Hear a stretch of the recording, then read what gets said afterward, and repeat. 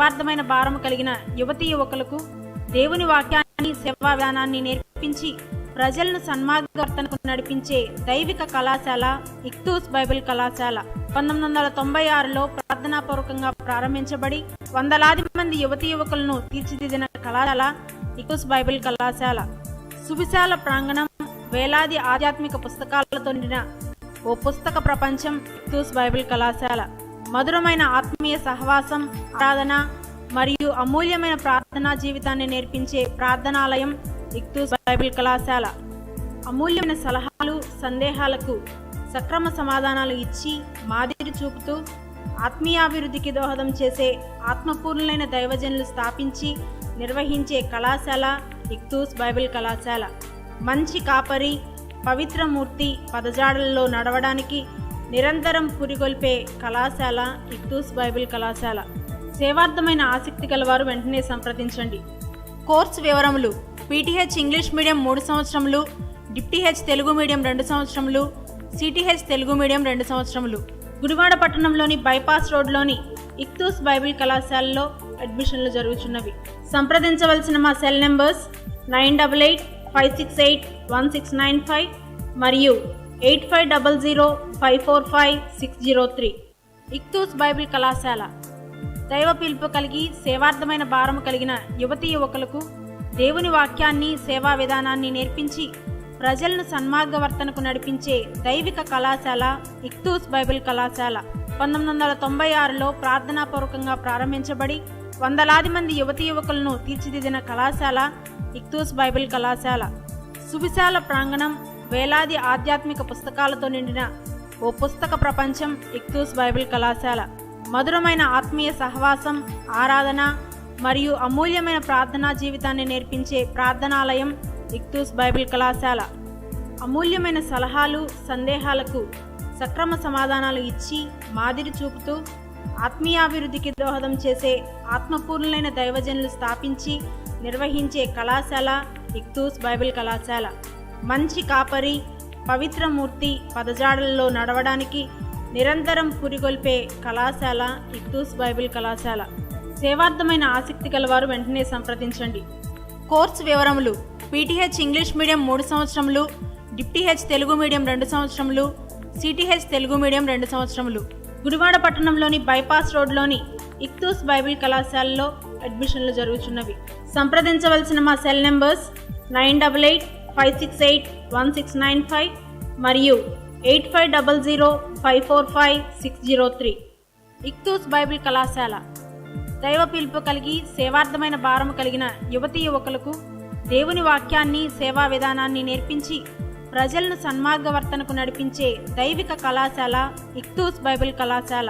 1996లో ప్రార్థనాపూర్వకంగా ప్రారంభించబడి వందలాది మంది యువతీ యువకులను తీర్చిదిద్దిన కళాశాల ఇక్తూస్ బైబిల్ కళాశాల. సువిశాల ప్రాంగణం, వేలాది ఆధ్యాత్మిక పుస్తకాలతో నిండిన ఓ పుస్తక ప్రపంచం ఇక్తూస్ బైబిల్ కళాశాల.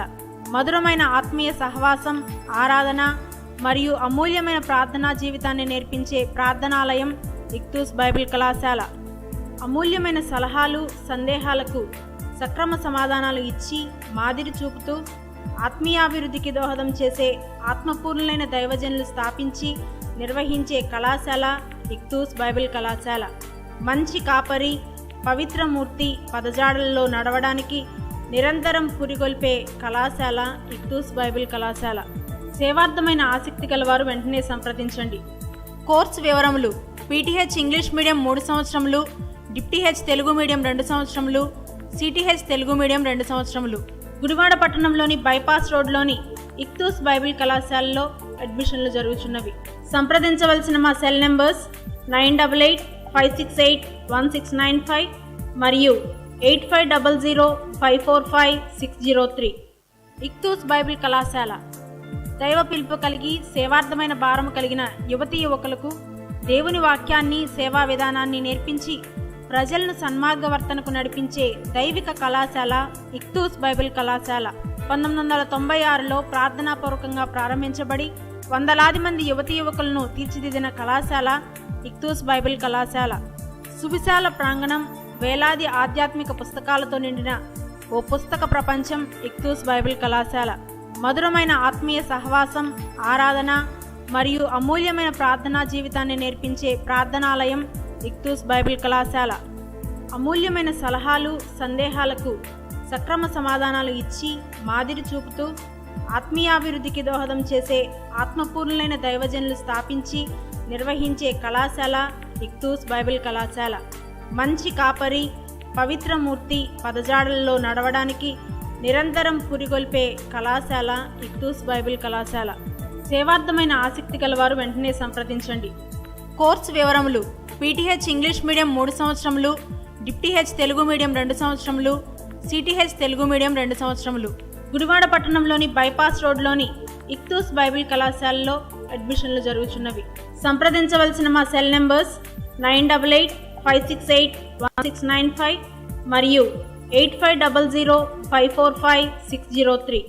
ఇక్తూస్ బైబిల్ కళాశాల దైవ పిలుపు కలిగి సేవార్థమైన భారం కలిగిన యువతీ యువకులకు దేవుని వాక్యాన్ని, సేవా విధానాన్ని నేర్పించి ప్రజలను సన్మార్గవర్తనకు నడిపించే దైవిక కళాశాల ఇక్తూస్ బైబిల్ కళాశాల. 1996లో ప్రార్థనాపూర్వకంగా ప్రారంభించబడి వందలాది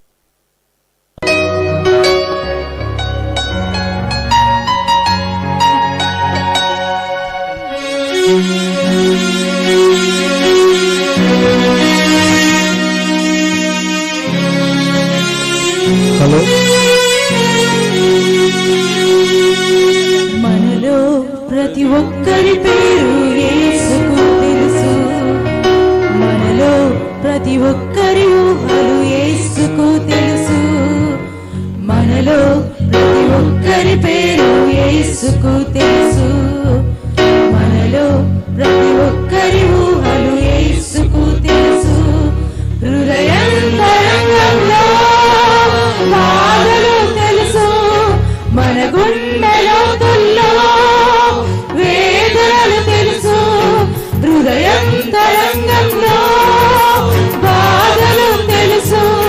మన గుండె లోతుల్లో వేదనలు తెలుసు. జగత్తు పునాది వేయబడక ముందే మనలను ఏర్పరచుకున్నాడు యేసయ్యా. జగత్తు పునాది వేయబడక ముందే మనలను ఏర్పరచుకున్నాడు యేసయ్యా.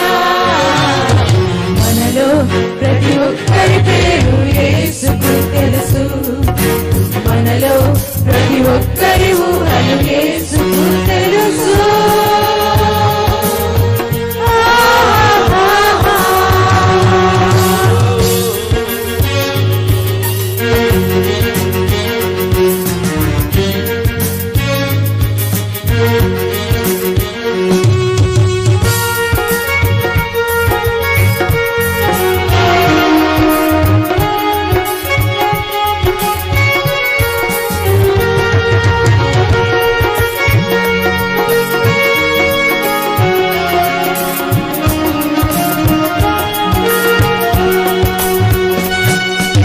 మనసులోని మాట నీవు పలుకక ముందే ఎరిగి ఉన్నాడు యేసు, ఎరిగి ఉన్నాడు. తల్లి గర్భమునందు నిన్ను రూపించక ముందే ఎరిగి ఉన్నాడు యేసు, ఎరిగి ఉన్నాడు.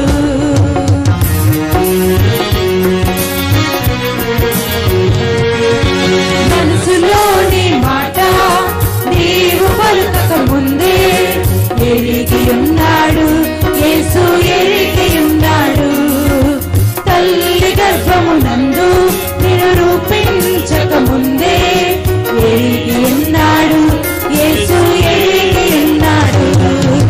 సుదూర సముద్ర తీరాలలో నీవు నివసించిన, ఆకాశ వీధులలో నీవు విహరించిన, సుదూర సముద్ర తీరాలలో నీవు నివసించిన, ఆకాశ వీధులలో నీవు విహరించిన. ప్రభు యేసు క్రీస్తు నిన్ను విడువడు నేస్తమా.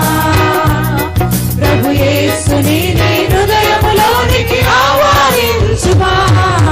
మనలో ప్రతి ఒక్కరి పేరు యేసుకు తెలుసు. మనలో ఒక్కరి ఊహలు యేసుకు తెలుసు.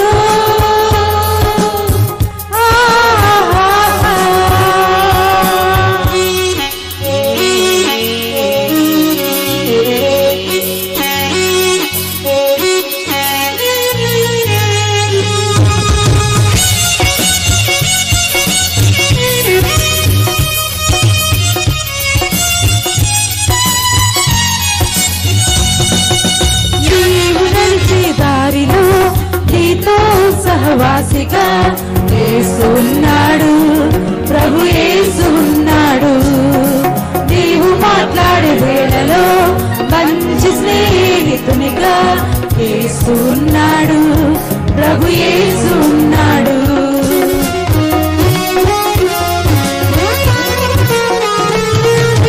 నీవు నడిచే దారిలో నీతో సహవాసిగా యేసు ఉన్నాడు, ప్రభు యేసు ఉన్నాడు. నీవు మాట్లాడే వేళలో మంచి స్నేహితునిగా యేసు ఉన్నాడు, ప్రభు యేసు ఉన్నాడు. నీ యవ్వన కాలమున ప్రభు యేసును స్మరించి నీ ఒంటరి సమయంలో కన్నీటితో ప్రార్థించు. నీ యవ్వన కాలమున ప్రభు యేసును స్మరించి నీ ఒంటరి సమయంలో కన్నీటితో ప్రార్థించు. ప్రభు యేసు క్రీస్తు నిన్ను విడువడు నిజమా. ప్రభు యేసుని నీ హృదయములోనికి ఆహ్వానించుమా. మనలో ప్రతి ఒక్కరి పేరు యేసుకు తెలుసు, మనలో ప్రతి ఒక్కరి ఊహలు యేసుకు తెలుసు, మనలో ప్రతి ఒక్కరి పేరు యేసుకు తెలుసు, మనలో ప్రతి ఒక్కరి ఊహలు యేసుకు తెలుసు. హృదయంతరంగంలో బాధలు తెలుసు, మన గుండె లోతుల్లో వేదనలు తెలుసు. హృదయంతరంగంలో బాధలు తెలుసు, మన గుండె లోతుల్లో వేదనలు తెలుసు.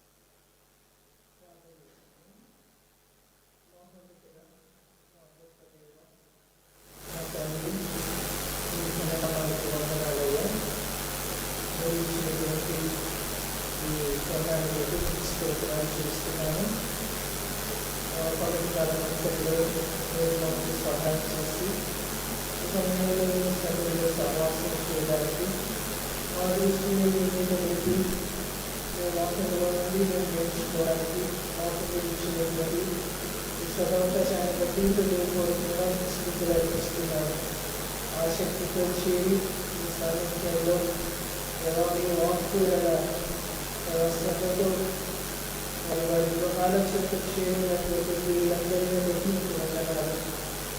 ఎవరు ఏ విధమైనటువంటి మనసుతో ఉన్నారో, ఎవరు ఏ విధమైనటువంటి ఆశతో ఉన్నారో సమస్తం మీరు ఎదుగుతున్నాయన. వారి వాక్యము మా ఆశ కలిగినలో మమ్మల్ని వెలుగు గుర్తుకొస్తుంది. అదే రీతిలో ఈ వాక్యం మమ్మల్ని సరిదిద్ది వారి వాక్యము మా జీవితాలకు కావలసినటువంటి శక్తినిస్తుంది. అందుకే మీకు స్థుతులు చెల్లిస్తూ విశ్వాసంతో సన్నిధిలో ఉండి మీద ఆధారపడుతూ ఎవరి వాక్యపు శక్తి కొరకు ప్రార్థిస్తుంది. చేతులకు మమ్మల్ని మేము అప్పగించుకుంటున్నాం. సహాయం చేయండి. సమయంతటిలో కూడా కృప మాతో కూడా ఉంచండి. మీ సన్నిధి మాతో కూడా ఉంచండి. కేవలం మాత్రమే ఉండకూడదని వినడాన్ని భద్రం చేసుకుని వాక్యానికి అనుగుణంగా జీవించేవాళ్ళ దేవుడికుల గురించి సిద్ధపడడానికి మేము మిమ్మల్ని ప్రార్థిస్తున్నాము. మీ దాసుని మీరు బలపరచండి. మీ శక్తితో మీ అభిషేకంతో నింపండి. మీ దాసులకు కావలసినటువంటి నూతన ఆత్మ అభిషేకాన్ని ఇచ్చి సమాజానికి అవసరమైన సందేశాన్ని మీరు ఏమైతే ఇవ్వాలని మీరు ఆశిస్తున్నారో ఆ సందేశం మీ దాసుని నోట నుంచి మీ దాసుని నోట నుంచి మా జీవితాలకు నిమిత్తమైనటువంటి మీ సందేశం వివరించాలని ఆశిస్తూ ప్రార్థిస్తున్నాం. సహాయం చేయండి. ఈ కార్యక్రమాన్ని మొదలలో చేతులు గమనించుకుంటూ ఏ వ్యక్తిగత నామాలు మన రైతు వేడుకుంటున్నారో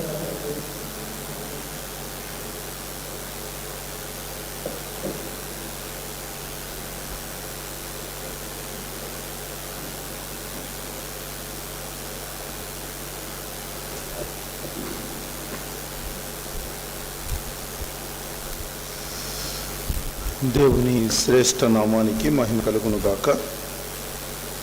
కూడిన మీ అందరికీ ప్రభు అయిన యేసుక్రీస్తు శ్రేష్టమైన నామంలో నా హృదయపూర్వకమైన శుభములు అభినందనలు తెలియజేస్తూ ఉన్నాను. దేవుని దివ్యమైన కృప ద్వారా, ఆయన ప్రేమ, ఆయన వాత్సల్యతల ద్వారా మరొక దినంలో అడుగుపెట్టి మహోన్నతుడైన దేవుని నామాన్ని కీర్తించడానికి, ఆయన వాక్కులు తలపోయడానికి, ఆయన వాక్యంలో ఉన్నటువంటి సారాంశాన్ని అనుసరించి మన జీవితాలను కట్టుకోవడానికి, మన విశ్వాసాన్ని బలపరుచుకోవడానికి దేవుడు అనుగ్రహించిన ఈ అవకాశం అంతటిని బట్టి దేవునికి స్తోత్రం. మీ అందరి ప్రార్థనల ద్వారా సురక్షితంగా, క్షేమంగా ముందుకు అడుగులు వేయడానికి దేవుడు కృపిస్తున్నారు. మీరందరూ కూడా క్షేమంగా ఉన్నారని భావిస్తూ మీ క్షేమం కోసం, మీ ఆరోగ్యాల కోసం దేవుడు మీకు అందరికీ, మీకు, మీ కుటుంబాలకు భద్రత ఇవ్వాలి అని దేవుని పాదాల దగ్గర ప్రార్థిస్తున్నాను. కొంతమంది రకరకాలైన బలహీనతలతో ఉన్నట్లుగా ఆయా సమయాలలో ఫోన్ చేస్తున్నారు. మీ ఫోన్ కాల్స్ని ఆధారం చేసుకొని దేవుని సాన్నిధ్యంలో ప్రార్థన చేయడం జరుగుతుంది. దేవుడు తన దివ్యమైన కృప ద్వారా బలహీనతలను తొలగించి బలపరిచి నడిపిస్తూ ఉన్నందుకు దేవునికి స్తోత్రం. ముఖ్యంగా గుడివాడ పట్టణంలో ఉన్నటువంటి స్వర్ణ గారు, సూరపునేని స్వర్ణ గారు, ఆమె నిన్న బడి మీద నుంచి, మోటార్ సైకిల్ మీద నుంచి పడి ఆమె చెయ్యి ఫ్రాక్చర్ అయ్యింది, ఎముకలు విరిగాయి. ఈరోజు విజయవాడ హాస్పిటల్కి తీసుకుని వెళ్ళి స్కానింగ్ అవన్నీ కూడా చేయించుకొని తీసుకురావడానికి దేవుడు కృపించారు. భవానీ శంకర్ గారు హాస్పిటల్లో అడ్మిట్ చేయడం జరిగింది. రేపు ఆమెకు ఆపరేషన్ చేయడం జరుగుతుంది. ఆమె ఆరోగ్యం కోసం, క్షేమం కోసం మీ ప్రార్థనలో మీరందరూ కూడా జ్ఞాపకం చేసుకోండి. దేవుడు సక్రమంగా చికిత్స జరిగేటట్లు, ఆమెకు పూర్తి ఆరోగ్యం సిద్ధించేటట్లుగా మీ ప్రార్థన చాలా చాలా అవసరం. ఇకపోతే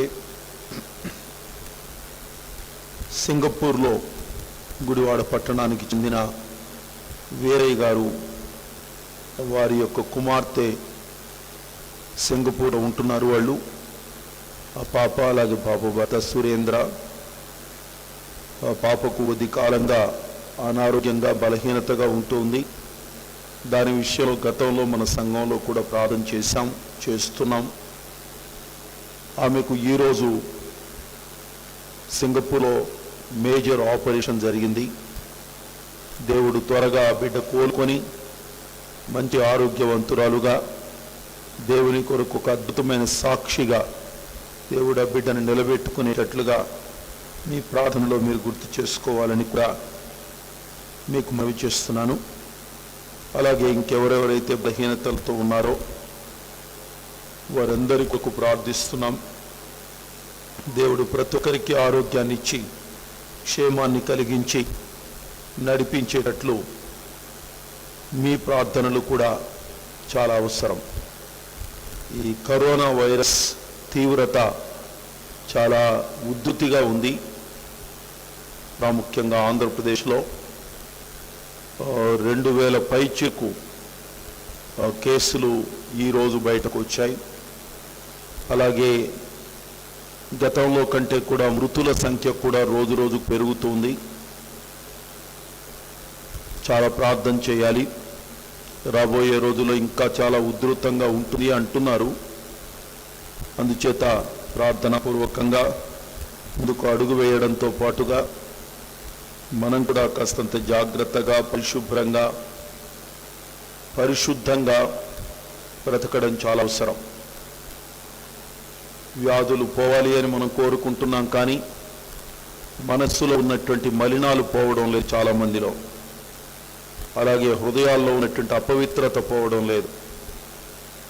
ఇన్ని భయంకరమైనటువంటి రుగ్మతలు సమాజంలో చోటు చేసుకుంటూ ఉంటే సమాజంలో ఉన్నటువంటి రుగ్మతలు పోవాలి అని ఒకవైపున కోరుకుంటూనే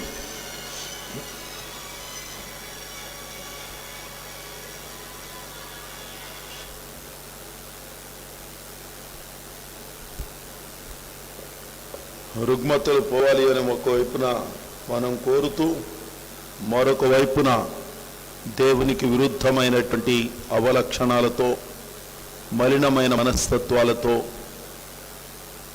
అనేక కాలైన అపవిత్ర కార్యాలతో ముందుకు అడుగులు వేయడం సమాజంలో జరుగుతుంది.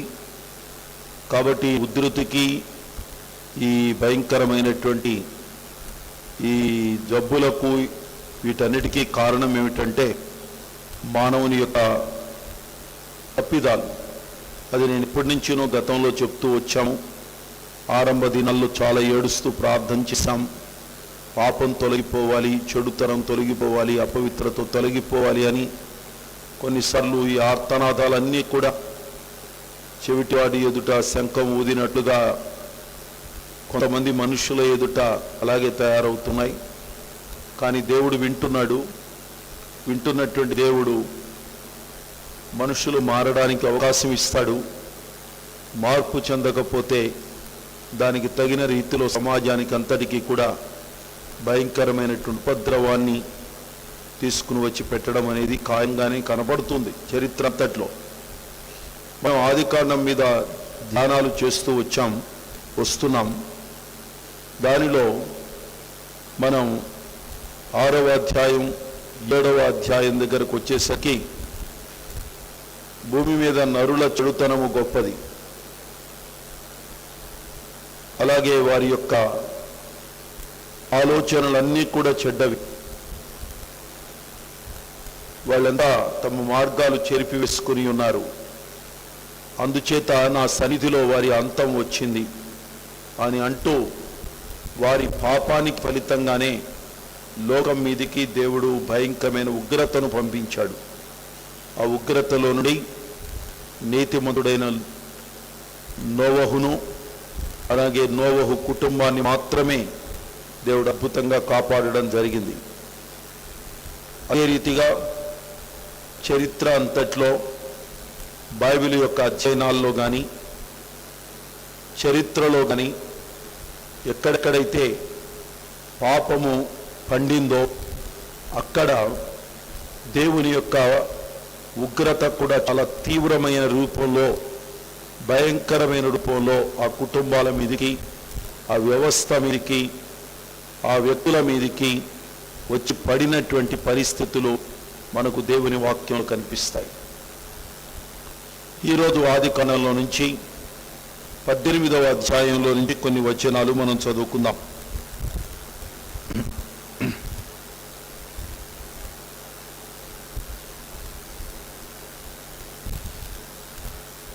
ఆదికాండం 18వ అధ్యాయం. ఈ స్టోరీలన్నీ కూడా వర్స్ బై వర్స్ అంటే వచనము వెంబడి వచనం ధ్యానం చేయడానికి మనకు సమయం అనుమతించదు. కానీ ఈ అధ్యాయాలలో ఉన్నటువంటి కీలకమైన విషయాలు ప్రాముఖ్యమైనటువంటి సంగతులను తీసుకొని మనం ధ్యానం చేస్తూ వస్తున్నాం. దానిలో భాగంగా 18వ అధ్యాయంలో దేవుడు మరొకసారి అబ్రహాముకు ప్రత్యక్షమైనటువంటి వైనం మనకు కనిపిస్తుంది. ప్రాముఖ్యంగా 17వ అధ్యాయంలో దేవుడు అతడు 99 ఏండ్ల వాడైనప్పుడు అతనికి ప్రత్యక్షమయ్యాడు. అలాగే 15వ అధ్యాయంలో కూడా ఆరంభ భాగంలో దేవుడు అతనికి ప్రత్యక్షమైనట్లుగా కనబడుతుంది.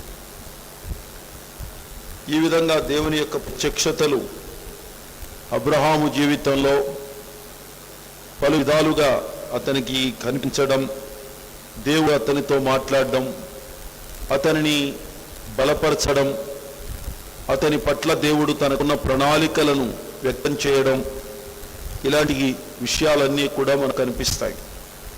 18వ అధ్యాయంలో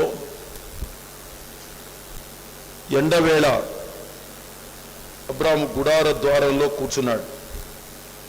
కనిపించి ఆయన కూర్చున్నప్పుడు ఒక 3 మనుష్యులు అతని ఎదుట నిలబడ్డారట. వారి దగ్గరకు ఆయన వెళ్ళి వారిని అభ్యర్థించాడు, నీ దాసుని దాటిపోవద్దు, నేను ఇచ్చే ఆతిథ్యాన్ని స్వీకరించండి అంటూ వారిని అభ్యర్థించడం జరిగింది. అబ్రాము యొక్క అభ్యర్థన మేరకు ఆ వ్యక్తులు అబ్రాము దగ్గరకు వెళ్ళి అబ్రాము ఇచ్చినటువంటి ఆతిథ్యాన్ని స్వీకరించినట్లుగా ఆ తర్వాత వార్తా భాగాల్లో మనకు కనిపిస్తుంది. అబ్రాము యొక్క ఆతిథ్యాన్ని వారు అంగీకరించిన తరువాత, స్వీకరించిన తరువాత షారాకు కూడా అబ్రాము ఆజ్ఞాపించాడు ఆహారాన్ని సిద్ధం చేయమని. శారా చక్కటి ఆహారాన్ని సిద్ధం చేసింది. వచ్చిన అతిథులు భుజించారు. భుజించిన తరువాత నీ భార్య అయిన షారా ఎక్కడ ఉంది అని వారు షారాను గురించినటువంటి ఎంక్వైరీని అబ్రాముతో చేశారు. గుడారంలో ఉంది అని చెప్పాడు. వాళ్ళు చెప్పిన మాట ఏమిటంటే, మీదటికి ఈ కాలానికి మళ్ళా వస్తాను, నీ భార్య కుమారుని కంటుంది అని చెప్పారు. అప్పటికి అబ్రాము యొక్క వయస్సు 99 సంవత్సరాలు. అది మనం 17వ అధ్యాయంలోనే చూస్తాం. షారా 90 సంవత్సరాల వయసు. అలాంటి వృద్ధాప్యంలో ఉన్నటువంటి ఈ వ్యక్తులను గురించి దేవుడు మాట్లాడుతూ చెప్తున్నాడు, నీ భార్య అయిన షారాకు ఒక కుమారుడు కలుగుతాడు అని. షారా గుడారము యొక్క ద్వారమందు వింటూ ఉంది.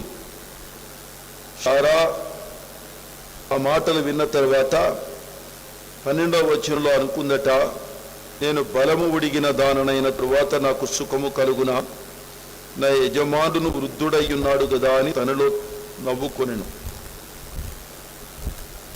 అప్పుడు దేవుడు అబ్రాహాముతో మాట్లాడుతూ, నీ భార్య అయినటువంటి సారా వృద్ధురాలనైన నేను పిల్లల్ని కంటానా అని అనుకుంటుంది, నవ్వుతుంది అని అంటూ ఒక మాట చెప్పాడు అబ్రాహాముతో, యెహోవాకు అసాధ్యమైనది ఏదైనాను ఉందా, ఏదైనా ఉన్నదా అని. ఈ మాట చాలా ప్రాముఖ్యమైనది. Whether you are old or young doesn't matter. మీరు వృద్ధుల యవనుల అప్రస్తుతం, మీరు శక్తివంతుల శక్తిహీనుల అప్రస్తుతం, మీరు ఉన్నవాళ్ళ లేని వాళ్ళ అప్రస్తుతం, మీకు జ్ఞానం ఉందా లేదా అది కూడా అప్రస్తుతం. ఒక్కటే, దేవునికి అసాధ్యమైనది అంటూ ఏదీ లేదు. Nothing is to impossible to our God. దేవునికి అసాధ్యమైంది ఏదీ లేదు, అది గుర్తుపెట్టుకోవాలి. ఒకటే, దేవుడు అసాధ్యములను సుసాధ్యములుగా చేయగలిగిన వాడు, లేని వాటిని ఉన్నట్లుగానే పిలవగలిగినటువంటి వాడు, శూన్యములో నుండి సమస్తాన్ని చెయ్యగలిగినటువంటి వాడు. పిల్లలను ఒకవేళ పుట్టించాలి అనుకుంటే ఆయన గర్భంలో నుంచినే కాదు, రాళ్లలో నుంచి కూడా పిల్లలను పుట్టించగలిగిన సమర్థుడు ఆయన. కాకపోతే ఆయన ఒక క్రమాన్ని ఏర్పాటు చేశాడు కాబట్టి ఆ క్రమాన్ని అనుసరించి దేవుడు తన కార్యాలు చేసుకుంటూ వెళ్తాడు. దేవుడు తన అద్భుత శక్తిని, తన సామర్థ్యతను కనపరచడానికి అక్కడక్కడ ఆయన మహత్తరమైనటువంటి అద్భుత కార్యాలను ఆయన జరిగించి తన సామర్థ్యతను, తన శక్తిని ఆయన రుజువు చేసుకుంటూ ఉంటాడు. ఇక్కడ కూడా జరిగింది అదే. దాదాపు 89 సంవత్సరాలు నిండిపోయినటువంటి శారా గర్భం దాల్చడం అంటే ప్రకృతి రీత్యా, భౌతికమైనటువంటి శరీర సంబంధమైన రీత్యా చూడాలి అంటే అది అసాధ్యమైన కార్యమే. కానీ దేవునికి అసాధ్యమైంది ఏదీ కాదు. దేవుడు చాలా అద్భుతమైన కార్యం జరిగించాడు వాళ్ళ జీవితాల్లో. బిడ్డలను కనే సమయానికి అబ్రాముకు 100 ఏళ్ళు, శారాకు 90 సంవత్సరాల వయస్సు. దేవుడు వారి యొక్క గర్భవాసాన దేవుడు ఒక బిడ్డను అనుగ్రహించాడు. తర్వాత చూసుకోవచ్చు దాన్ని. అయితే దేవుడు చెప్పిన ఈ మాట కూడా నిరర్ధకం కాదు. మీదటికి ఈ కాలానికి వస్తాను నేను, నీ భార్య అయినటువంటి శారా ఒక కుమారుని నీకు కంటుంది అని మొదటి నుంచి దేవుడు చెప్తూనే వచ్చాడు. శారా ద్వారా పుట్టేటువంటి సంతానం ఏదైతే ఉందో అదే నీ సంతానం. నేను నీ సంతానాన్ని దీవిస్తాను, ఇసుక రేణువుల వలె విస్తరింపచేస్తాను, నిన్ను ఆకాశ నక్షత్రాల వలె చేస్తాను అంటూ దేవుడు పదే పదే చెప్తూ వచ్చాడు. కానీ అక్కడక్కడ వీళ్ళ జీవితాల్లో ఉన్న తొందరపాటుల వలన కొన్ని రకాలైనటువంటి ఇబ్బందికరమైన పరిస్థితులను కొని తెచ్చుకున్నారు వాళ్ళ జీవితాల్లో. దేవునికి మీ పట్ల గొప్ప ప్లాన్ ఉంది, కానీ మీరు వేసే తప్పటడుగు ఆ ప్లాన్ని పూర్తిగా మీ అంతటా మీరే నాశనం చేసుకునేటట్లు తయారు చేస్తుంది. ఆ తర్వాత మీరు తిరిగి గాడిలో పడాలి అన్నా, మీ బ్రతుకులు బాగుపడాలన్నా చాలా కష్టతరమైనది అవుతుంది. అది గుర్తుపెట్టుకోవాలి. దేవుడు వేసినటువంటి ప్రణాళికను గనక మీ సొంత ఆలోచనలతో మీరు గనక దాన్ని చెరిపి వేసుకుంటే ఆ తరువాత అది ఎప్పుడూ కూడా మళ్ళా తిరిగి సౌమ్యవంతంగా, అది ఆశీర్వాదకరంగా, దీవెనకరంగా, ఆనందదాయకంగా కొనసాగడము అనేది చాలా కష్టతరం. జీవితకాలమంతా దాని యొక్క పర్యవసానాన్ని, ఆ పరిణామాలను ఎదుర్కోక తప్పదు. అది నీవు కావచ్చు, నీ కుటుంబం కావచ్చు, అలాగే నీ యొక్క తోటి వాళ్ళు కావచ్చు, తర్వాత నీ జనరేషన్ కావచ్చు. You are bringing curse upon your generation. మీ జనాంగం మీద, మీ జనరేషన్ మీద, మీ కుటుంబం మీదకి మీరు వేసే తప్పటడుగుల మూలంగా, మీరు చేసే తప్పుడు పనుల మూలంగా మీరు తీసుకుని వచ్చి ఒక భయంకరమైన శాపాన్ని తీసుకుని వచ్చి పెడుతున్నారు. వాస్తవంగా మీరు మీ కుటుంబాలను వృద్ధి పొందించాలి, మీ కుటుంబాలకు మీరు ఆధారంగా నిలబడాలి. మీ కుటుంబాలు ఎక్కడైనా ఏదైనా తప్పిదాలు జరుగుతూ ఉంటే, మీ కుటుంబాలు శాపగ్రస్తమైన కుటుంబాలైతే ఆ శాపగ్రస్తమైన కుటుంబాలకు మీరు ఆశీర్వాదకరంగా ఉండి ఆ శాపాన్ని మీరు తీసివేసే వాళ్ళుగా ఉండాలి. ఆ శాపం మీ ద్వారా పోవాలి. కానీ మీ ద్వారా గతంలో ఉన్న శాపం కంటే కూడా కొన్ని 100 రెట్లు అధికమైన శాపం మీ ఇంటి మీదకి, మీ కుటుంబం మీదకి, మీ బంధువుల మీదకి, మీ మిత్రుల మీదకి మీరు తీసుకొచ్చి పడేస్తున్నారు. ఇది చాలా దారుణమైనటువంటి విషయం. We are bringing curse upon our families. అది అర్థం కావడంలా కేవలం మన యొక్క పాపాన్ని గురించినటువంటి తాపత్రయాలు, చెడుతనముతో కూడినటువంటి అవక్షణాలతో సమాజం మీదకి ఎంత భయంకరమైనటువంటి ఉపద్రవాన్ని తీసుకుని వచ్చి పెడుతున్నామో, ఎన్ని రెట్లు అధికమైన నష్టాన్ని కలిగిస్తున్నామో అది అర్థం కావడం లేదు. కొంతమంది అనుకుంటారు మేము ప్రేమిస్తున్నాం మా వాళ్ళని అని. లేదు, మీరు ప్రేమించడం లేదు. మీరు ఈ కుటుంబాన్ని ప్రేమించే వాళ్ళైతే, మీ ఇంట్లో వాళ్ళని ప్రేమించే వాళ్ళైతే, మీ యొక్క తల్లి ప్రేమించే వాళ్ళైతే, మీ అమ్మ నాన్నలను ప్రేమించే వాళ్ళైతే, మీ అన్న చెల్లెళ్లను, మీ అక్కలను ప్రేమించే వాళ్ళైతే మీరు ఎట్టి పరిస్థితుల్లో కూడా దేవునికి విరుద్ధమైనటువంటి కార్యాలు ఎప్పుడు చేయరు. వాళ్ళ నాశనాన్ని మీరు కోరుకుంటున్నారు ఇండైరెక్ట్గా. వారికి కీడును, వాళ్ళ మీదకి శాపాన్ని మీరు తీసుకొచ్చి పెడుతున్నారు. భయంకరమైనటువంటి ఉపద్రవాలను తెచ్చిపెట్టేటువంటి పరిస్థితులు తయారవుతున్నాయి. దేవునికి అసాధ్యమైన కార్యాలు ఏవీ లేవు. దేవునికి సమస్తము సాధ్యమే. ఆ సాధ్యాన్ని అసాధ్యములను సుసాధ్యములుగా మార్చగలిగిన దేవుని మీద మనం ఏ విధంగా ఆధారపడుతున్నాము అనేది మనం ఆలోచన చేయాలి. సరే, దేవుడు ఆ మాట సెలవిచ్చాడు. అది అయిన తరువాత అక్కడ అబ్రాముకు కనబడిన వ్యక్తులు ముగ్గురైతే ఇద్దరు మనుషులు బయలుదేరి సొదొమ వైపుగా వెళ్ళిపోయారట. ఒక ఆయన మొత్తం అబ్రాము దగ్గర నిలబడిపోయాడు. యెహోవా అబ్రాముతో మాట్లాడడం ప్రారంభించాడు అని ఇక్కడ కనబడుతుంది. 17వ వచనంలో అక్కడి నుంచి ఆ మనుషులు సొదొమ తట్టు చూచారట. వారిని సాగనపడానికి వారితో కూడా కొద్ది దూరం పాటు అబ్రహాం వెళ్ళాడు. యెహోవా అతనితో మాట్లాడుతూ అబ్రాముతో అంటాడు, నేను చేయబో కార్యము అబ్రహామునకు దాచెదనా. తన యందు భయభక్తులు గల వారికి దేవుడు తన మనస్సులో ఉద్దేశించిన ఉద్దేశాలని చెప్తాడట. దేవునికి స్తోత్రం. దేవుడు ఏది సీక్రెట్గా ఉంచాడు.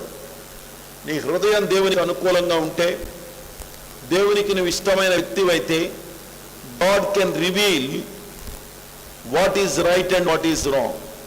దేవుడు ఏది వాస్తవమో ఏది వాస్తవం కాదో దాన్ని దేవుడు తప్పనిసరిగా బయలుపరుస్తాడు. దేవునికి స్తోత్రం కలుగునుగాక. నేను దాస్తానా, అబ్రహాము ఖచ్చితంగా గొప్ప జనం అవుతాడు, ఆశీర్వదించబడతాడు అని అంటూ అబ్రహాం యొక్క దీవెనలను గురించి మరలా తిరిగి మాట్లాడడం మొదలుపెట్టాడు. సరే, ఇవన్నీ కూడా అబ్రహాము తరచుగా వింటూ ఉన్నటువంటి విషయాలే. దేవుడు అతనితో మరలా తిరిగి మరలా అతని పట్ల దేవునికి ఉన్న సంకల్పాన్ని చాలా స్పష్టంగా చెప్పడం జరిగింది. ఇప్పుడు 20వ వచనంలోనికి వచ్చినప్పుడు 20వ వచనంలో దేవుడు అబ్రాముతో మాట్లాడుతూ అంటాడు, సొదొమ గొమొర్రాలను గూర్చిన మొర గొప్పది కనుక వాటి పాపము బహుభారమైనది గనుక నేను దిగిపోయి నా ఎద్దుకు వచ్చిన మొర చొప్పున వారికి చేస్తాను అంటూ దేవుడు అబ్రాముతో మాట్లాడడం జరిగింది. దేవుడు తన ప్రజలకు తను చేయబోయే కార్యాలు చెప్తాడు. మన గతంలో ఇందాక నేను చెప్పినట్లుగా నోవహు ఉన్నాడు. సమాజానికి ఆయన చేయబోయే కార్యాన్ని గురించి దేవుడు చెప్పాడు. భూలోకమంతా బలాత్కారంతో నింపబడింది గనుక నేను భూలోకానికి జలప్రయాన్ని రప్పించబోతున్నాను అని. అదే రీతిగా అబ్రాముతో మాట్లాడుతూ అంటాడు, సొదొమ గొమొర్రాలను గురించిన మొర గొప్పది, నేను దిగిపోయి దాన్ని గురించినటువంటి చర్యలు తీసుకోబోతున్నాను అంటాడు. సొదొమకు వెళుతూ దారిలో అబ్రాము కలిసి వెళుతున్నాడు దేవుడు. ఇక్కడ జాగ్రత్తగా గమనించాలి. While he was going to Sodom, he met Abraham. సొదొమకు వెళుతూ అబ్రహాము కలుసుకున్నాడు. ఎక్కడికి వెళుతున్నావు, ఏం చేయబోతున్నావు, సమాచారాలు ఇవన్నీ. ఆ సమాచార సేకరణలో భాగంగా దాపరికం లేకుండా నేను చేయబోయే కార్యాన్ని నేను నీకు చెప్తాను. సొదొమ గొమొర్రాల యొక్క మొర చాలా తీవ్రంగా ఉంది, దాని పాపం అధికమయ్యింది, అందువలన నేను దాన్ని శిక్షించడానికి వెళ్ళబోతున్నాను అని. మీ అందరికీ బాగా తెలుసు, సొదొమ గొమొర్రాలలోనే లోతు నివసిస్తున్నాడు.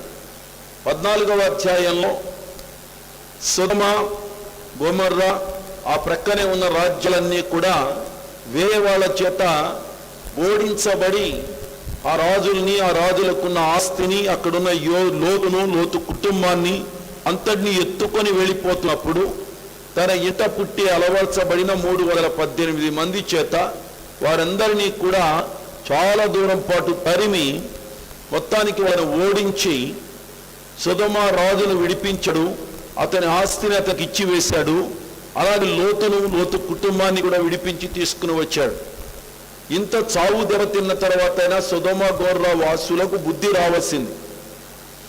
వారిని విడిపించిన అబ్రహామునైనా జ్ఞాపకం చేసుకొని, అబ్రాము నీతిమంతుడు, అబ్రాము యథార్థవంతుడు, అబ్రాము దేవుణ్ణి నమ్మినవాడు, ఆ దేవుడే అబ్రాము ద్వారా మమ్మల్ని విడిపించాడు కాబట్టి ఆ దేవుణ్ణి మేము కూడా నమ్ముకుంటాం. అలాగే మాకున్నటువంటి ఈ యొక్క దుస్థితిలో నుంచి, అపవిత్రమైన కార్యాల నుంచి మేము బయటపడతాం, మేము అబ్రాము యొక్క అడుగుజాడలను అనుసరిస్తామంటే చాలా బాగుండేది.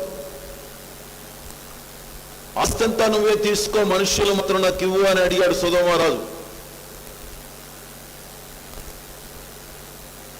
కానీ మనుషుల్ని అబ్రాము తీసుకోలేదు, ఆస్తిని తీసుకోలేదు. అంత మంచి స్వభావం నీ కన్నుల ఎదుట కనబడిన తర్వాత నీకు కూడా ఒక మంచి స్వభావం ఏర్పడాలి ఎందుకు లేదు? అబ్రాము ఇచ్చేసిన ఆస్తి వెంట పెట్టుకుని వెళ్ళావు, అబ్రాము ఇచ్చిన పిల్లలందరినీ తీసుకుని వెళ్ళావు, అబ్రాము ఇచ్చినటువంటి భార్యలను తీసుకుని వెళ్ళావు, అబ్రాము ఇచ్చిన నీ ఇంటి వాళ్ళను, నీ బంధువుల్ని, అన్నదమ్ములందరినీ వెంట పెట్టుకుని వెళ్ళావు. కానీ పాపాన్ని విడిచిపెట్టలేదు. ఆ రోజే అవత ఉన్నటువంటి రాజుల చేతుల్లో చస్తే ఏమయ్యేది? నీ దేశం ఏమయ్యేది? నీ కుటుంబాలు ఏమయ్యాయి? నువ్వేమయ్యేవాడివి?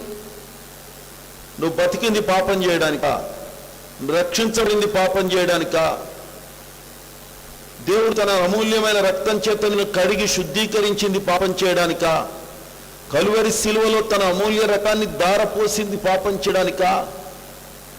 318 మంది మనుష్యుల యొక్క శక్తినంతటి కూడా దారపోసి తనకు కూడా ప్రాణాలకు తెగించి వృద్ధాప్యంలో నీ కొరకు పోరాడాడే అబ్రహాము. ఎందుకు? నువ్వు తిరిగి పాపం చేయడానికా? కనీసపు ఇంగిత జ్ఞానం ఉండాలిగా. అరే, ఇంత త్యాగం చేస్తున్నారే మా కోసం, ఇంత తన యొక్క వృద్ధాప్యంలో కూడా మా ప్రాణాలను కాపాడాడు అని ఏదో తన స్వార్థం కోసం కాపాడాడేమో అని అనుకుంటే, లేదు, స్వార్థం కోసం కాదు. పూచిక పుల కూడా తీసుకోలేదు. చాలా కరాఖండిగా చెప్పాడు, నీకున్నటువంటి దానిలో పూచిక పుల్ల కూడా నేను తీసుకోను అని చెప్పాడు. అంటే అదెంత త్యాగధనుడు! ఈ త్యాగం మనకు కావాలి, ఈ నీతి మనకు కావాలి, ఆయన అనుసరించిన దేవుడు మనకు కావాలి అనేటువంటి ఇంగిత జ్ఞానం కావాలి కదా. విడిపించబడిన తర్వాత తిరిగి సొదొమకు వెళ్ళి సొదొమలో నివసిస్తూ విచ్చలవిడిగా పాపం చేసి సొదొమ మూర్తిగా నాశనం చేసేసి సొదొమనంతటినీ కూడా శాపగ్రస్తంగా మార్చి దాని నాశనానికి కారకులయ్యారు వీళ్ళంతా. సరే,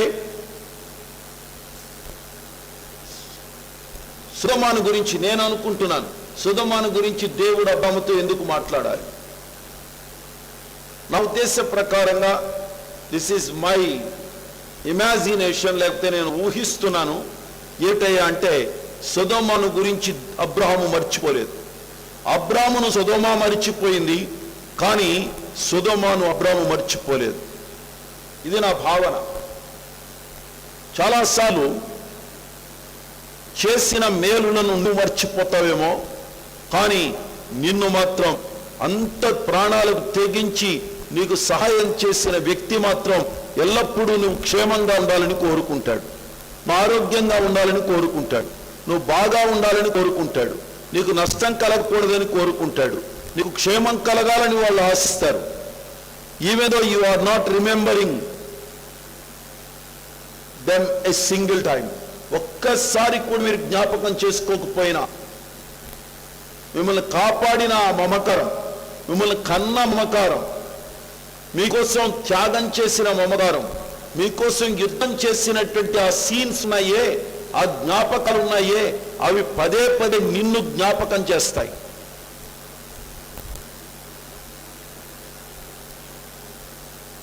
ఇక్కడ గ్రేస్ గార్డెన్లో నా దగ్గర తిన్నవాళ్ళు, అలాగే నా దగ్గర చదువుకున్న వాళ్ళు, నా దగ్గర అభివృద్ధి చెందినటువంటి వాళ్ళు చాలామంది బయటకు వెళ్ళారు. వాళ్ళు ఒక్కసారి కూడా నన్ను జ్ఞాపకం చేసుకుంటారో లేదో నాకు తెలియదు, కానీ పదే పదే వాళ్ళందరూ నాకు జ్ఞాపకానికి వస్తారు. ఆ జ్ఞాపకాల యొక్క వరవడిలో అప్పుడప్పుడు ఆ పాత ఫైల్సో లేదా పాత పిక్చర్సో ఏవో ఒకటి అప్పుడప్పుడు నేను తిరగేసుకుంటూ ఉంటాను. అంతేకాదు, గ్రేస్ గార్డెన్లో అడుగు పెట్టినటువంటి ప్రతి ఒక్క వ్యక్తి క్షేమంగా ఉండాలి అని కోరుకుంటాను నేను. వారి జీవితాలు 10 మందికి ఉపయోగకరంగా ఉండాలి అని నేను ఆశిస్తాను. వాళ్ళు నన్ను మర్చిపోవచ్చు, వాళ్ళు నన్ను జ్ఞాపకం చేసుకోకపోవచ్చు, వాళ్ళు చదువుకోవడానికి, వాళ్ళు పోషించబడడానికి, వాళ్ళు బ్రతకడానికి నాకుగా నేను పడిన ప్రయాస ఉంది. అందువలన నేను జ్ఞాపకం చేసుకుంటాను. నీది నా దగ్గర ఏమీ లేదు, నాది నీ దగ్గర ఉంది, కాబట్టి నేను జ్ఞాపకం చేసుకున్నాను. నువ్వు నాకు పెట్టిన పెట్టుబడి ఏమీ లేదు, నేను నీకు పెట్టిన పెట్టుబడి ఉంది, అందుకని జ్ఞాపకం చేసుకుంటున్నా. మరి నువ్వు కూడా జ్ఞాపకం చేసుకొని ఆ బుద్ధులు నాకు రావాలి, ఆయన కోరిన కోరికలు నాకు రావాలి, ఆయన స్వభావం నాకు రావాలి, ఆయనకున్న త్యాగం నాకు రావాలి, ఆయనకున్న ప్రేమ నాకు రావాలి, ఆయన కోరినట్లుగానే నేను బ్రతకాలి అనే ఇంగిత జ్ఞానం నీకు కూడా ఉండాలిగా. నీ స్వార్థం అదేది నీకు జ్ఞాపకాలకు రాకుండా చేస్తుంది. నీకున్నటువంటి చెడ్డ బుద్ధులు, నీకున్నటువంటి దుర్లక్షణాలు అవేవి నీకు జ్ఞాపకం రాకుండా చేసేస్తాయి.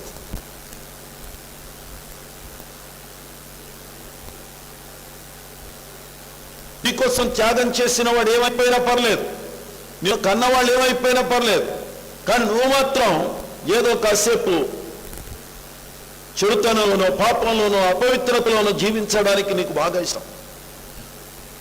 ఎంత దారుణం ఇది!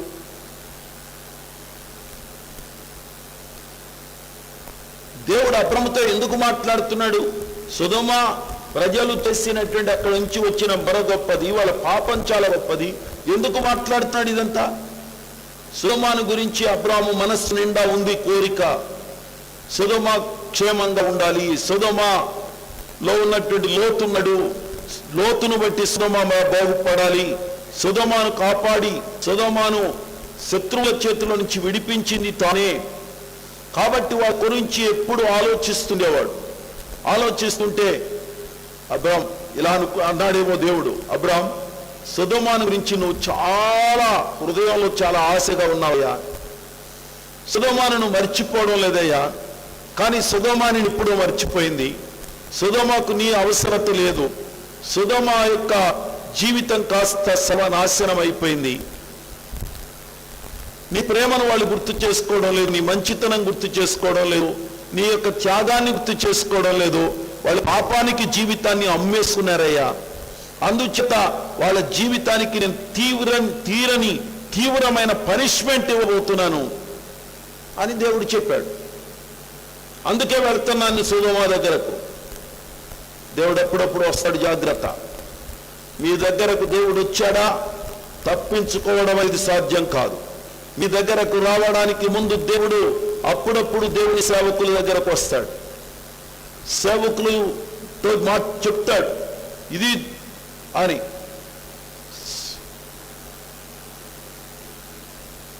అక్కడ ఏం జరుగుతుంది అని దాన్ని ఆలోచించాలి మనం. ఇక్కడ జరుగుతున్నది ఏమిటో తెలుసా? దేవుడు అబ్రాహాము దగ్గరకు వచ్చాడు, అబ్రాహాముతో చెప్పాడు, సొదొమ దగ్గరకు నేను వెళ్ళబోతున్నాను. సొదొమను గురించి నువ్వు ఆలోచిస్తున్నావు, కానీ నువ్వే సొదొమను గురించి ఆలోచిస్తున్నావో ఆ సొదొమ చాలా భయంకరంగా పీకలలోకి పాపంలో మునిగిపోయింది, దానికి నేను నాశనం కలగ చేయడానికి వెళ్ళబోతున్నాను అని. దానికి 20వ వచనం నుంచి చివరి వచనం వరకు ఉన్నటువంటి వాక్య భాగంలో 33వ వచనం వరకు ఉన్న వాక్య భాగంలో అబ్రాహాము చేసిన విజ్ఞాపన దేని గురించి? సొదొమను గురించి అబ్రాహాము చేసినటువంటి విజ్ఞాపన చాలా అద్భుతమైన రీతిలో కనబడుతుంది. బేరసలాగా దాని ముఖం కూడా చూడకూడదు, నాశనం చేసి పారే, లేపతల బారే అని అనలేదు. కానీ దేవుడు విజ్ఞాపన చేయడం ప్రారంభించాడు. ఏమని అక్కడ విజ్ఞాపన చేస్తూ అన్నాడు ఏమిటంటే, అప్పుడు అబ్రాహాము సమీపించి ఇట్లానెను, దుష్టులతో కూడా నీతిమంతులను నాశనం చేయుదువా? దుష్టులతో కూడా నీతిమంతులను నాశనము చేయుదువా? ఆ పట్టణాన్ని మొత్తం నాశనం చేస్తానంటున్నావు, అక్కడ నీతిమంతులు ఉంటేనో అని అంటూ బేరం చేస్తూ అన్నాడు. ఒకవేళ పట్టణంలో 50 మంది గనక నీతివంతులు ఉంటే ఆ 50 మందిని బట్టి ఆ స్థలాన్ని నీవు నాశనము చేయక కాయవా అని అడిగాడు.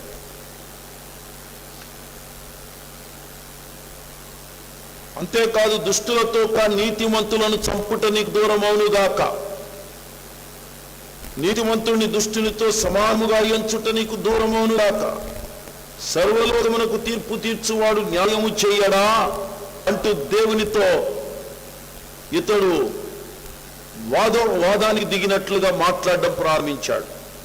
దానికి దేవుడు అతనితో మాట్లాడుతూ అన్నాడు, ఒకవేళ సొదొమలో గనక 50 మంది నీతిమంతులు కనబడితే 50 మందిని బట్టి ఆ స్థలమంతటిని నేను కాపాడుతాను. అక్కడ ఎన్ని వేల మంది ప్రజలు ఉన్నారో నాకు తెలియదు. సొదొమ యొక్క జనాభాను గురించి బైబిల్లో రాయబడలేదు. The population of Sodom isn't recorded here. మనకు నినివే పట్టణం యొక్క జనాభా రికార్డ్ చేయబడింది, కానీ సొదొమ యొక్క జనాభా రికార్డ్ చేయబడలేదు. సొదొమ చాలా విస్తారమైనటువంటి పెద్ద పట్టణమే, అనేక వేలాది మంది ప్రజలు ఉన్నారు అక్కడ. కానీ ఒక 50 మంది నీతిమంతులుంటే 50 మంది నీతిమంతుల కోసం మొత్తం పట్టణాన్ని అంతటినీ కాపాడుతాను అన్నాడు దేవుడు అబ్రాహాము యొక్క విజ్ఞాపన మూలంగా. దెన్ అబ్రాహాము కొంచెం కిందికి వచ్చి, ఒకవేళ అక్కడ 5 తక్కువైతే ఆ పట్టణాన్నంతని నాశనం చేస్తావా అని అడిగాడు. నేను ముందు 50 మందిని అడిగా, ఒకవేళ 5 తక్కువైతేనో అన్నాడు. 5 తక్కువైనా సరే నేను ఆ పట్టణాన్నంతా కాపాడుతానన్నాడు దేవుడు. ఆ తరువాత మళ్ళా కిందికి వచ్చినప్పుడు ఆయన అన్నాడు, ఒకవేళ అక్కడ 40 మందే కనబడితేనో అన్నాడు. 40 మంది కబడినా కూడా నేను ఆ పట్టణాన్ని నాశనం చేయను అన్నాడు.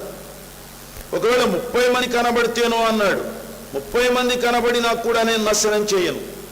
20 మందే ఉంటారేమో అని అడిగాడు. మళ్ళా 20 మందిని బట్టి కూడా నేను నాశనం చేయను.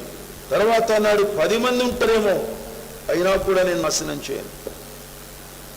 అంటే సొదొమలో ఎవరు లేరు? సొదొమలో ఎవరు లేరు? కనీసం ఒక 10 మంది నీతిమంతులు కూడా అక్కడ లేరు. అది మీరు బాగా గుర్తుపెట్టుకోండి.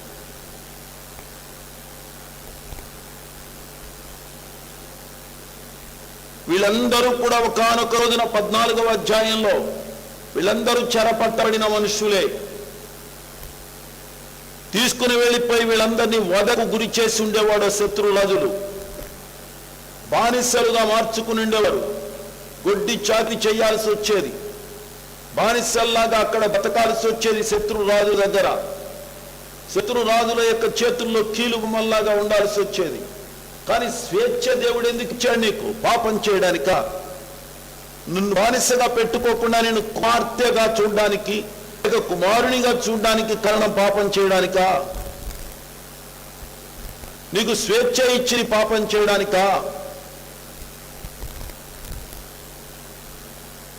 ఇంత అద్భుతమైన రీతిలో ప్రేమించింది,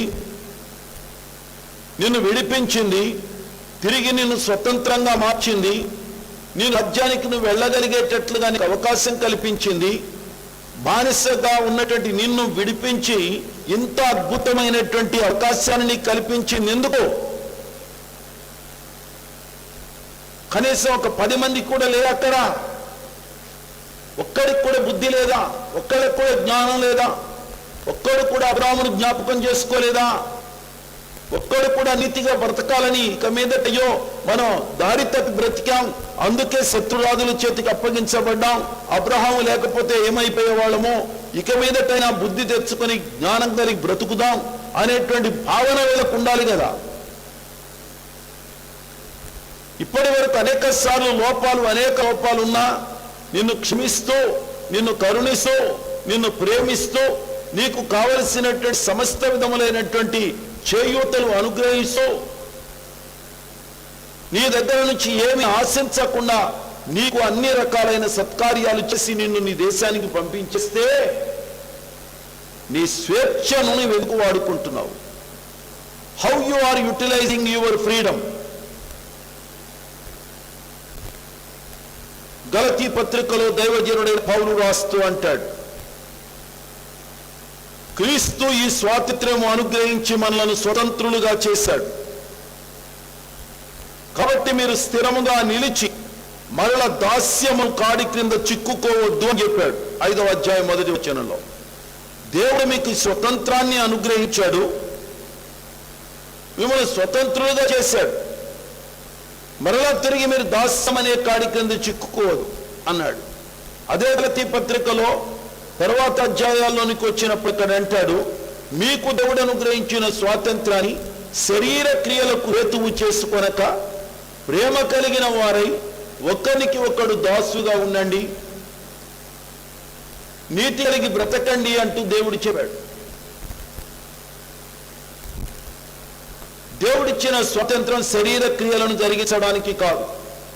దేవుడు అనుగ్రహించిన స్వాతంత్రం మలినమైనటువంటి జీవితాలు బ్రతకడానికి కాదు. దేవుడు అనుగ్రహించిన స్వాతంత్రం పాపం చేయడానికి కాదు. దేవుడు అనుగ్రహించినటువంటి స్వాతంత్రం అపవిత్రమైన బ్రతుకులు బ్రతకడానికి కాదు.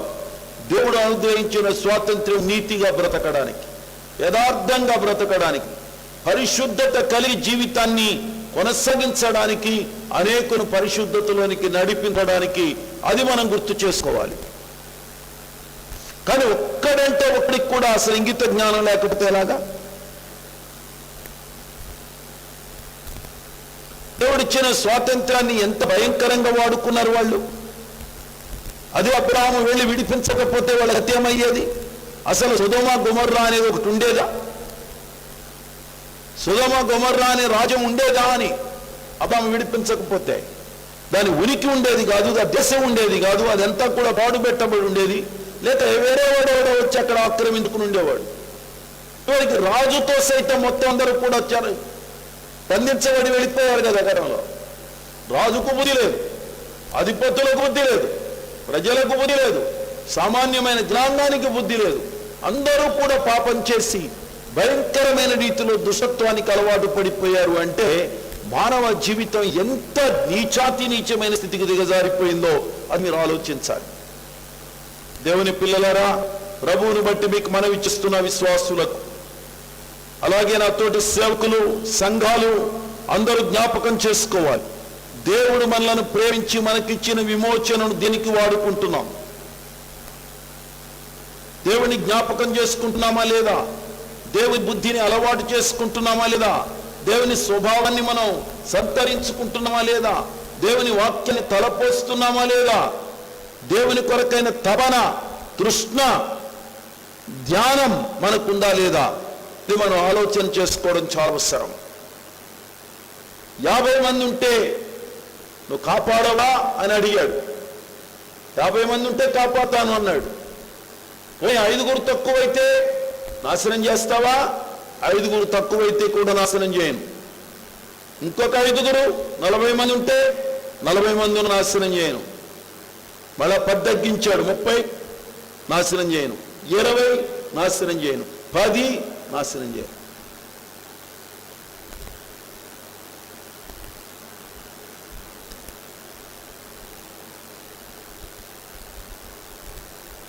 సమాజం ఎంత దయనీయ స్థితికి దిగజారిపోయిందో చూడండి. కృతజ్ఞత లేని సమాజం, ప్రేమ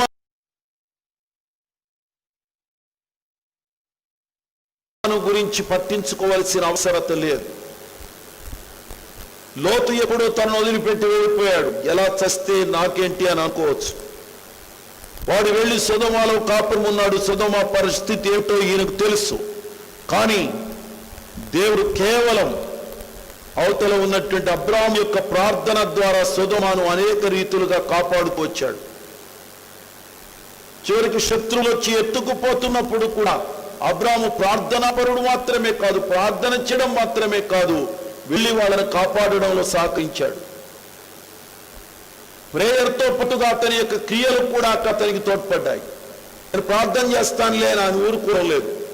ప్రార్థనతో పాటుగా మీకు చెయ్యవలసిన ప్రతి సహకారాన్ని చేతనైనంత వరకు చేసుకుంటూ వెళ్తున్నాం.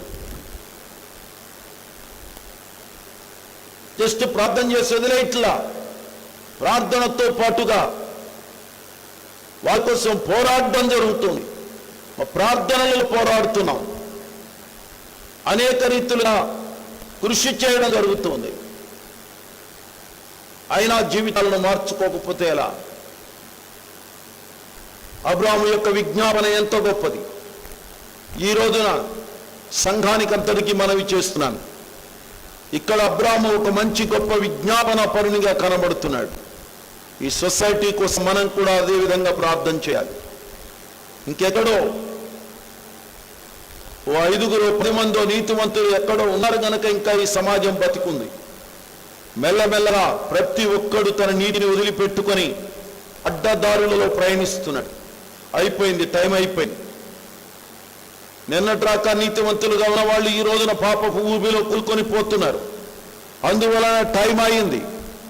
దేవుడు ఈ లోకానికి తీర్పు తీర్చబోయే గడియ దగ్గరకు వచ్చింది. నీకోసం దేవుడు ఒక అవకాశం ఇచ్చాడు. నీవింకా దేవుని కొరకు బ్రతకాలి, నీ కుటుంబాలకు ఆశీర్వాదకరంగా ఉండాలి. కానీ నీవే సరి అయిన రీతిలో లేనప్పుడు దేవుడు ఉపేక్షించి ఊరుకునే ప్రసక్తి లేదు. అందుచేత అబ్రాహాముతో మాట్లాడడం చాలించి వెళ్ళిపోయాడట దేవుడు. చాలు నాయనా, నీ ఇంటికి వెళ్ళు, నీ ప్రార్థన బాగానే ఉంది, నీ విజ్ఞాపన బాగానే ఉంది, అంతవరకు నేను చూసుకుంటా. అది కూడా లేదు కాబట్టి ఇంకా బేరసారాలు ఇంకేమొద్దు. అబ్రాహాము వెళ్ళిపోయాడు తన ఇంటికి. దేవుడు కూడా మాట్లాడడం చాలించి వెళ్ళాడు. 19వ అధ్యాయంలోనికి వెళితే 19వ అధ్యాయంలో సొదొమ గొమొర్రా పట్టణాలకు జరిగినటువంటి వినాశనము మనకు కనబడుతుంది. అక్కడ జరిగినటువంటి భయంకరమైన విపత్తు మనకు కనిపిస్తుంది. దాని గురించి రేపు ఆలోచించేద్దాం. పరిస్థితులు ఎలా ఉన్నాయి? దీంట్లో నుంచి నేను చెప్పింది ఒక్కటే, అబ్రాహాముకు సొదొమ మీద మనస్సు ఉంది. ఇంకా సొదొమ నుంచి తనకేదో ఆశించడం లేదు, కానీ సొదొమ నుంచి తాను ఆశించేదల్లా నీతి. సొదొమ యొక్క జీవితం బాగుండాలి. సొదొమ ఆదర్శవంతమైన స్థితి కావాలి. అబ్రాహాము ఏ విధంగా అయితే తానున్న ప్రాంతంలో అనేకులకు దీవెనకరంగా ఎలా ఉన్నాడో అలాగే లోతు వెళ్ళి అక్కడ నివసిస్తున్నాడు గనుక లోతును బట్టి సొదొమ గొమొర్రాలన్నీ కూడా క్షేమంగా ఉండాలి అని కోరుకున్నాడు. వాస్తవంగా లోతు నీతిమంతుడే. బైబిల్ చెప్తుంది, నీతిమంతుడైనటువంటి లోతును దేవుడు తప్పించెను అని ఉంటుంది అక్కడ. నీతిమంతుడైన లోతు తన మనస్సును బాధ పెట్టుకుంటూ వచ్చాడు. అనుదినము బాధ పెట్టుకున్నాడట, అనుదినము ఏడ్చేవాడట, అనుదినము వాళ్ళతో రోజు పేచి ఉండేదట. ఏదైనా నీతి కబుర్లు చెప్తే చెప్పొచ్చావులేవా నువ్వు అన్నట్లుగా అతన్ని ఎద్దేవా చేసేవారట. కొన్ని విషయాలు రేపు చూడవచ్చు. కానీ ఎక్కడున్నాం మనం అందరం? ఏం జరగబోతుంది? సమాజానికి జరగబోతున్న దుస్థితి ఏమిటో ఒకసారి ఆలోచన చేయండి. ఎందుకు అలాంటి పరిస్థితి వచ్చింది? దేవుడు ఎందుకు దిగి వచ్చాడు? దేవుడు ఎందుకు సొదొమ వైపుగా వెళుతున్నాడు? The wrath of God is going to fall upon the city, a country of Sodom. సొదొమ గొమొర్రా మీద దేవుని యొక్క ఉగ్రత కురవబోతుంది. అందుకే దేవుడు దిగి వచ్చి మాట్లాడాడు. అందుకే దేవుడు దిగి వచ్చి సంధించాడు. అందుకే దేవుడు ఆయన మాట్లాడడం ప్రారంభించాడు. దేవుని పిల్లలారా, దేవుడు మాట్లాడి దేవుని కళ్ళు కప్పి మనం ఏ మాత్రం కూడా క్షేమంగా మనుగడ కొనసాగించలేం. అది మనం జ్ఞాపకం చేసుకోవాలి. దేవుడు చూస్తున్నాడు. ఆయన ఆకాశములో నుంచి నలులను నిదానించి చూస్తున్నాడు. ఆయన ప్రతి ఒక్క దాన్ని ఆయన గమనిస్తున్నాడు. ఆయన మానవునికి ఉన్న కళ్ళు రెండే, నాకున్న కళ్ళు రెండే. కానీ దేవునికి 2 కళ్ళు ఉన్నాయో, ఎన్ని కళ్ళు ఉన్నాయో నాకు తెలియదు. కానీ దేవుని యొక్క కనుదృష్టి లోకమందంతటా సంచారం చేస్తుంది. ఆయన కన్నులకు మరుగైనది ఏదీ లేదు. ఆయనకు దాగి ఉండగలిగిన వ్యక్తి అంటూ ఎవడు ఉండడు. He has been observing everything. He is watching everything. The time has come to catch. సొదొమను పట్టుకోవడానికి టైం వచ్చింది. సొదొమకు శిక్ష విధించడానికి టైం వచ్చింది.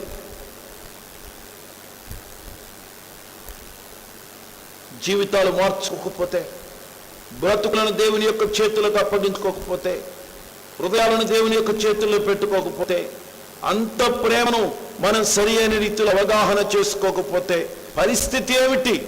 అది మనం అర్థం చేసుకోవాలి.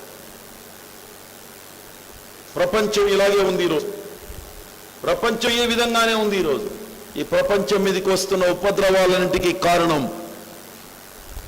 మానవుని యొక్క ఘోరమైన పాపం. ఆ పాపములో ప్రపంచం పాలిభాగం పుచ్చుకుని దాని వలన ఫలితాన్ని అనుభవించబోతుంది.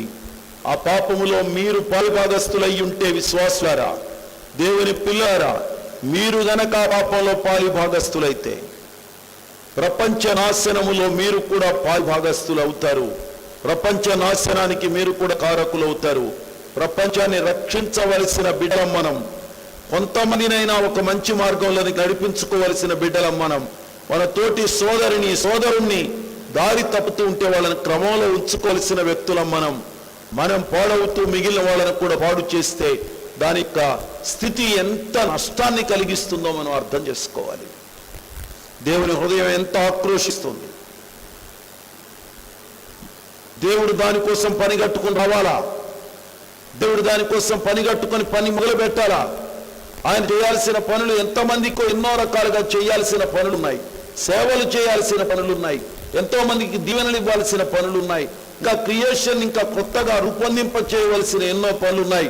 కానీ ఇప్పుడు ఆయన దిగి వచ్చి పడవేయడం ఏంటి, కాల్చివేయడం ఏంటి, దానంతా నిర్మూలన చేయడం ఏమిటి? ఎంత బాధ ఉండాలి లోపల.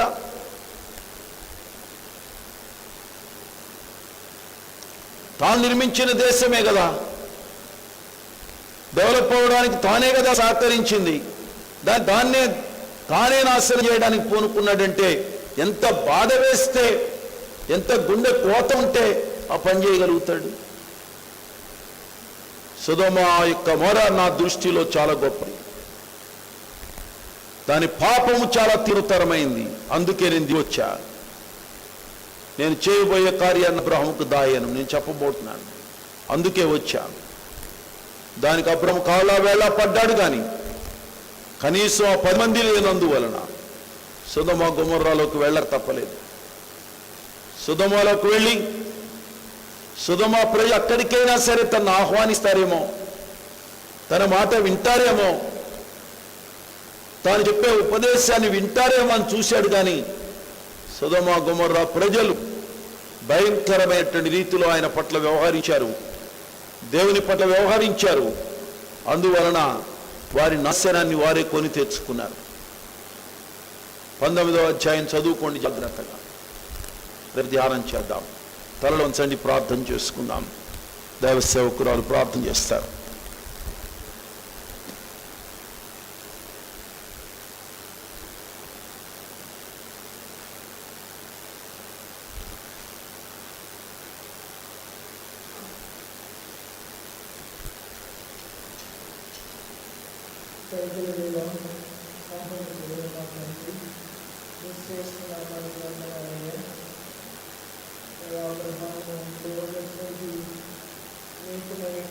మంచి క్వాలిటీస్ని మొదలుపెట్టిన దేవాలయ అబ్రహామును మీరు పిలుచుకున్నారు, ఏర్పాటు చేస్తున్నారు.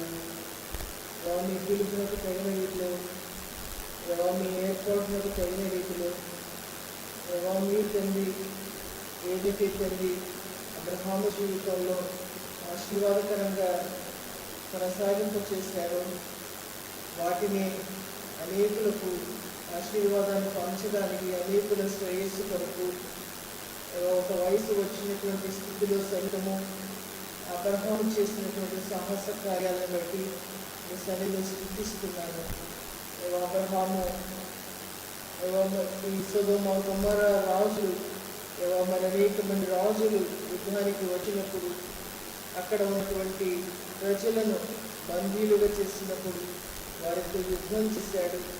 తనతో ఉన్నటువంటి వారిని కూడా తీసుకుని వెళ్ళి వారి పక్షాన పోరాడాడు. అనేక రీతులుగా వారిని ప్రేమించాడు, విడిపించాడు. వారి దగ్గర నుండి ఏదీ ఆశించలేదు. కేవలము ప్రేమను మాత్రమే పంచి ఇచ్చాడు. వారి శ్రేయస్సును కోరాడు. కానీ తండ్రి వారు విడుదలైన తరువాత వారు ఇంకనూ తండ్రి మరి భౌతికంగా విడిపింపబడ్డారే కానీ పాపం చేత బందీలుగా ఉంటూ దేవా పాపాన్నే తండ్రి దేవా ఆస్వాదిస్తూ పాపంలోనే వారి జీవితాలను కొనసాగింపు చేస్తూ వచ్చారు. వారు పొందుకున్నప్పుడు మేలుని ఏమాత్రము జ్ఞాపకం చేసుకోలేదు. దేవా వారి జీవితాలు ఏ విధంగా దేవా చివరికి నాశనం అయ్యాయో వాటిని దేవా ఎంతో స్పష్టమైనటువంటి రీతిలో ఈ సమయంలో మా ఎదుట ఉంచిన దేవానికి వందనాలయ్యా. దేవా వారు దేవా పాపములోని కొనసాగుతున్నప్పుడు దేవా మీ ఉగ్రత వారి మీదకి వచ్చిన సమయంలో సైతము దేవా దానిని అబ్రహాముకు మరుగు చేయక దేవా సెలవిచ్చినప్పుడు అబ్రహాము ఎంతగా తండ్రి బ్రతిమలాడుకున్నాడో విజ్ఞాపన చేశాడో ఆ స్థితిని కూడా ప్రభు మేము చూస్తున్నాం. దేవా మేము దేవా ఇంకలు తండ్రి మా చుట్టూ ఉన్నటువంటి సమాజం ఈ ప్రపంచం నాశనం కాకుండా ఉన్నది అని అంటే అబ్రహాము లాంటి కొందరు భక్తులు దేవా విజ్ఞాపనను బట్టి దేవా ఇంకలు తండ్రి దేవా ఈ విధంగా దేవా ఈ లోకం ఉన్నది అన్నటువంటి విషయాన్ని గుర్తిస్తూ చేయబడుతున్నటువంటి విజ్ఞాపనలు ప్రాంతాలను బట్టి హృదయపూర్వకంగా మీకు స్తుతి చెల్లిస్తున్నాము.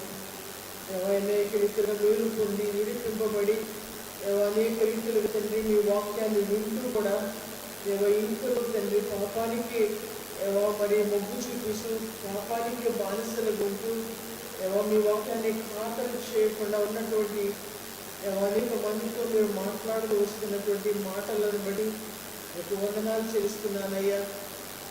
అలనాడు నోహు కాలంలో ప్రజలు మీ దృష్టికి చెడు మార్గాన్ని అనుసరించి దుష్టులుగా ఉన్న కారణ చేత వారందరూ నశించినటువంటి స్థితిని జ్ఞాపకం చేసుకుంటున్నాం. అదే విధంగా సొదొమ గొమొర్రా ప్రాంతాలు ఏదైనా వనము లాంటి సుందర రూపంతో ఉన్నటువంటి సమయంలో భౌతికంగా ఎంతో అభివృద్ధి చెందింది, కానీ ఆత్మీయంగా నైతికంగా దిగజారినటువంటి ఆ పరిస్థితిలో ఇంకరూ సహించలేనటువంటి నీరు వారి నిమిత్తమైంది పై నుండి ఉగ్రతను కురిపించి అక్కడ ఉన్నటువంటి ప్రజలందరూ నాశనం కావడానికి మీరు అనుమతించారయ్యా. వాక్యాలను బట్టి లేఖనాలను బట్టి చూస్తే ఈ ప్రపంచం అంతయు కూడా అగ్నించేత కాల్చబడే ఒక దినము రాబోతుంది అన్నటువంటి విషయాన్ని జ్ఞాపకం చేసుకుంటున్నాం.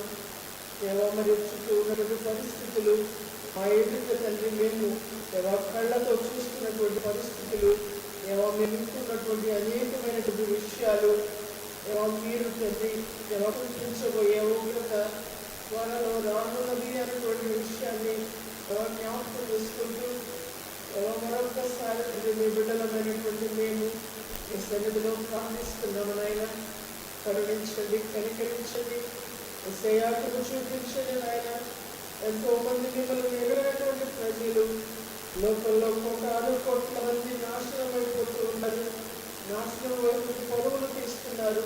నరకపు అంచుల మీద ఎంతో విచ్చలవిడిగా హాయిగా తండ్రి వారి జీవితాన్ని గడుపుతున్నారు.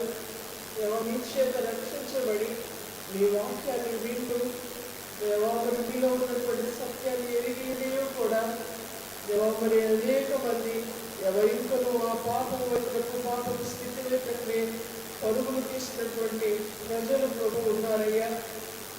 వారందరూ తండ్రి వారి కుటుంబాలకు ఆశీర్వాదకరంగా ఉండవలసినటువంటి వారు వర్షాలని కొని తెచ్చే రీతిలో వంటి వారు తండ్రి జీవిస్తుండగా దయచేసి తండ్రి సమయంలో మీ బిడ్డలైనటువంటి మేము స్థితి అంతటినీ మీ చేతకు అప్పగించుకుంటున్నాము. దయచేసి కనుగొని దయచేయండి,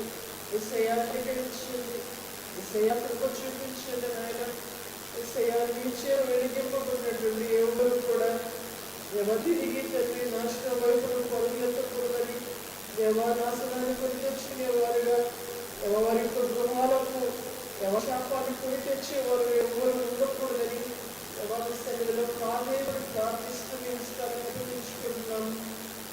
మేము భయం కలిగినటువంటి భక్తి చేయడానికి దయచేసి పురికొల్పండి. ఆయన దయచేసి మీరు మాట్లాడండి. దయచేసి తండ్రి మీరు తండ్రి సెలవు ఇవ్వండి.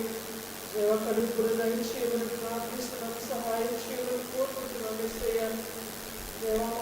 తండ్రి అనుగ్రహము ఎన్నో విధాలైనటువంటి హెచ్చరికలతో మీరు మా ముందు చెప్తున్నారు. వాటిని విని విడిచిపెట్టే వాళ్ళకు మీరు ఎవరు ఉండకూడదు. వాటికి తగిన రీతిలో వాటిని హృదయాల్లో భద్రం చేసుకుని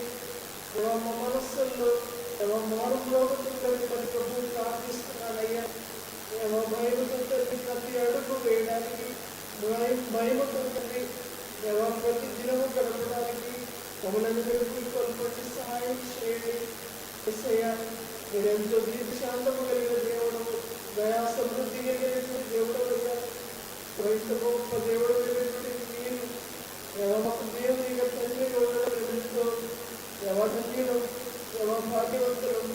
దయచేసి ఎవరి ధన్యతలు జాగ్రత్తకూడదు. కాలాలను ప్రార్థిస్తున్నానయ్యా. సహాయం చేయమని పెడుతున్నాను, కృప చూపించాలని ప్రార్థిస్తున్నానయ్యా. మీ నామంలో కలిగించుకోనండి. మీ బిడ్డలైనటువంటి వాటిని కాల్చి కాపాడండి, భద్రపరచండి, క్షేమాన్ని దయచేయమని ప్రార్థిస్తున్నానయ్యా. మా చుట్టూ ఉన్నటువంటి ప్రతికూల వాతావరణంలో అనేక మంది ఆకుల బాధ, తెగుల బాధన పడుతున్నారు. ఎవరిని సంరక్షించండి, ఎవరికి కావలసినటువంటి క్షేమాలు దయచేయండి, మా ప్రాంతాలకు క్షేమాలు దయచేయండి, సహాయం చేయడనగా. ఎవరి దుఃఖి కలిగినటువంటి వారికి కావలసినటువంటి ఓదార్పును దయచేయండి. హాస్పిటల్స్లో ఉన్నటువంటి వారికి క్షేమాన్ని దయచేయండి. ఆపరేషన్స్ జరిగినటువంటి వారికి, ఆపరేషన్ జరిగిపోయే వారికి అందరినీ జ్ఞాపకం చేసుకుంటున్నాము. ఈ దినాలలో వైద్యం కూడా ఎంతో కొత్తగా ఉంది. తల్లి తగిన రీతిలో వైద్య సదుపాయాలు అందడానికి మీరు సహాయం చేయమని ప్రార్థిస్తున్నాను. మీరే మహిమ పొందండి. మీ దాసులు మీరు బలపరచండి. మీ అభిషేకంతో నింపండి. మీ దాసులు నుంచి వచ్చే ఏ మాట వృధా కాకూడదయ్యా. మీ దాసులు పడుతున్నటువంటి ప్రయాస కానీ, ఎవరు చూపిస్తున్నటువంటి ప్రేమ కానీ, ఎవరు వచ్చిస్తున్నటువంటి ధనము కానీ ఏది కూడా వృధా కాకూడదు. ప్రతి దీవెనకరంగా మలచబడాలి, ప్రజలకు ప్రయోజనకరంగా ఉండాలి. బలపడుతున్న ప్రయోజనకరమైనటువంటి పరిచర్యలు నిర్వహించు ఎక్కడికి వచ్చేవిగా, ఎవరి నిలిచిగా, అదే ప్రతి దీవెన పొందినటువంటి విధానాలలో ఈ పరిచర్యల ద్వారా స్ఫూర్తి పొందినటువంటి ప్రభుత్వం ఉండడానికి మీరు కృప చూపించండి, సహాయం చేయండి. యేసు శక్తి గల నామములో నడిచి వేడుకుంటున్నాము తండ్రి.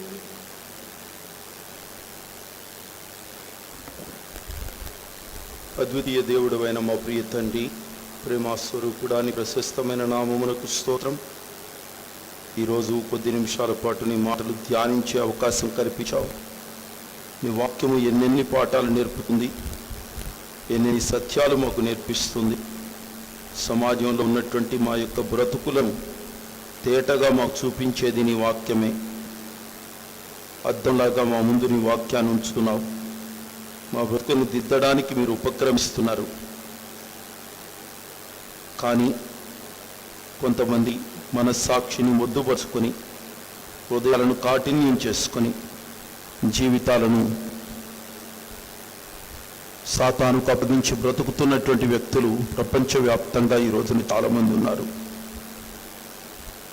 ప్రభా, మీ చిత్త ప్రకారంగా మీ కార్యము జరిగించమని మీ పాదాల దగ్గర వేడుకుంటున్నాం.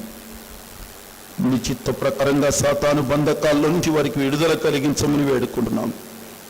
నాశనానికి అప్పగించబడకుండా దుష్టుని యొక్క తండ్రి ప్రభావం క్రింద వారు మ్రగ్గి అనేకుల యొక్క నాశనానికి ఉపయోగపడి సాతాను యొక్క చేతిలో బందీలు కాకుండా నీ పాత్రలుగా మారు మనస్సు పొంది మంచి బిడ్డలుగా బ్రతకడానికి నీకు పోయమని వేడుకుంటున్నాం. మీ హస్తాల్లో దాచిపెట్టండి, సమాధానం ఇవ్వండి, వాక్యానుసారమైన జీవితం జీవించడానికి కృప ఇవ్వండి. మా సంఘాలన్నీ కూడా మంచి విజ్ఞాపన చేసే సంఘాలనుగా మీరు మార్చండి. మాదిరికరమైన జీవితాలు జీవించడానికి కావలసిన ఎనలేని కృప చిత్త ప్రకారంగా మీరు అనుగ్రహించమని మీకే మహిమ తెచ్చుకోమని వేడుకుంటున్నాం. కరుణించండి, కటాక్షించండి, కృప చూపించండి, మేలు చేయండి. నీ ఆగమనపు వేళ కోసమై మమ్మల్ని అందరినీ ఆయత్తపరచండి. నీ అందు స్థిరపరిచి నీ మహిమ కోసమై నమ్మకముగా జీవితాలు కొనసాగించుకోవడానికి నీ కృపనివ్వండి. ఈ రాకడ కొరకు ప్రతి ఒక్కరిని ఆయత్తపరచండి. దయగల తండ్రి, చివరి దినాల్లో మేము బ్రతుకుతున్నాం. నువ్వు దిగి వచ్చి లోక పరిస్థితులను గమనిస్తున్నావు. లోకానికి తీర్పు తీర్చబోయే కాలము దగ్గరకు వచ్చింది. వ్యక్తిగతంగా మాకు, మా కుటుంబాలకు తీర్పు తీర్చడానికి నువ్వు పూనుకుంటే మీ ఎదుట ఎవరు నిలబడగలరయ్యా? దయచేసి కనికరించి కృప చూపించి రక్షించి మేలు చేసి నడిపించమని వేడుకుంటున్నాం. ఎవరెవరు బలహీనతలతో ఉన్నారో వారిని ముట్టండి, స్వస్థపరచండి. అరికాలు మొదలుకొని నడితి వరకు ప్రతి అవయవాన్ని మీరు తాకండి. శరీరంలో ఉన్న ప్రతి రుగ్మతను తొలగించి వేయండి. క్షమించండి, కరుణించండి. నరాల బలహీనతలను తీసివేయండి, జబ్బులను తొలగించి వేయండి, హార్ట్ ప్రాబ్లమ్స్ని తీసివేయండి. ప్రతి విధమైనటువంటి జ్వరాలను తొలగించి వేయండి. ప్రతి విధమైన వైరల్ ఫీవర్స్ని తీసివేయండి. ప్రతి విధమైనటువంటి కరోనా వైరస్ లక్షణాలను తొలగించి వేయండి. ప్రతి ఒక్కరికి ఆరోగ్యాన్ని కలుగు చేయండి. నీ రెక్కల నీడలో భద్రపరచండి. ముఖ్యంగా రేపు ఆపరేషన్ చేయబడబోతున్నటువంటి బిడ్డ స్వర్ణ గారిని చేతులకు అప్పగిస్తున్నాం. పూర్తి ఆరోగ్యవంతురాలుగా చేసి నీ సాక్షిగా నీ బిడ్డను నిలబెట్టుకోమని, నీకు మహిమ తెచ్చుకోమని వేడుకుంటున్నాం. కనికరించండి, కృప చూపించండి.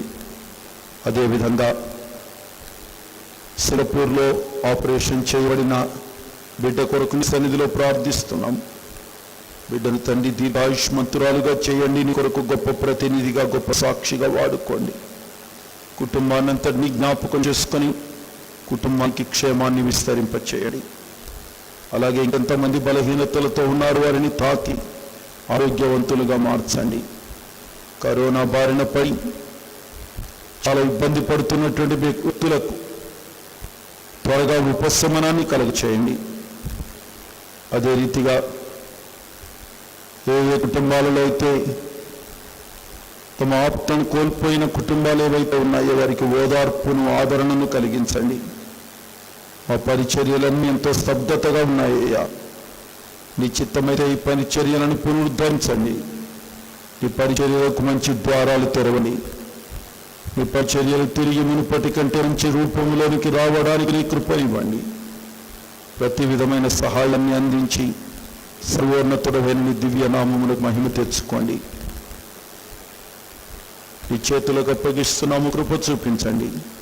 యేసుక్రీస్తు ఉన్నతమైన విలువైన నామంలో ఈ మనవులు ప్రార్థించి వేడుకుంటున్నాము తండ్రి. ఆమేన్. God bless you. దేవుడు మిమ్మల్ని దీవించుగాక. దేవుని యొక్క కరుణాహస్తాలలో క్షేమంగా కాపాడబడి దేవుని కృపలు వర్తిల్లాలని కోరుకుంటున్నాను. దేవుని కరుణ మీ అందరికీ తోడైందునుగాక. ఆమేన్.